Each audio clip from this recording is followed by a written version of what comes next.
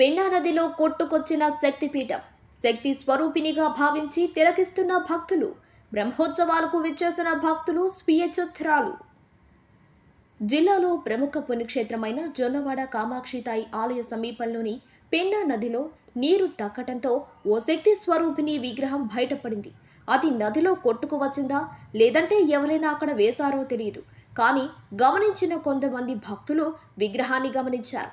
గమనించిన భక్తులు స్వీయ చిత్రాలు దిగి సోషల్ మీడియాలో పోస్టు చేయడంతో వైరల్గా మారి విగ్రహాన్ని చూసేందుకు బ్రహ్మోత్సవాలకు వచ్చిన భక్తులు అక్కడికి చేరుకుని ఆసక్తిగా తిలకిస్తున్నారు. విషయం తెలుసుకున్న ఆలయ ఉత్సవ కమిటీ చైర్మన్ అశోక్ రెడ్డి సిబ్బంది విగ్రహాన్ని పరిశీలించి అమ్మవారి రాతి విగ్రహంగా గుర్తించారు.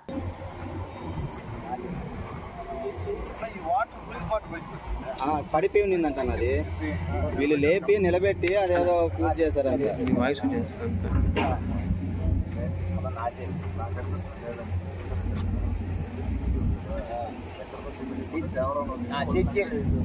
తెచ్చేసారు నా నదిలో ఇస్తారు. తెచ్చేసారు.